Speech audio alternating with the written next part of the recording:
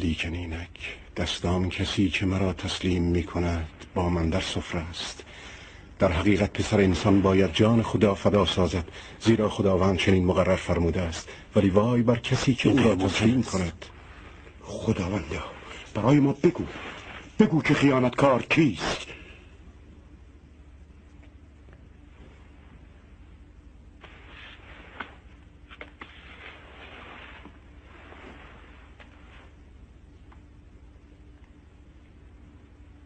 بزرگترین شما باید همانند کوچکترین باشد و پیشوایتان مانند خدمتگزار. کدام یک بزرگتر است؟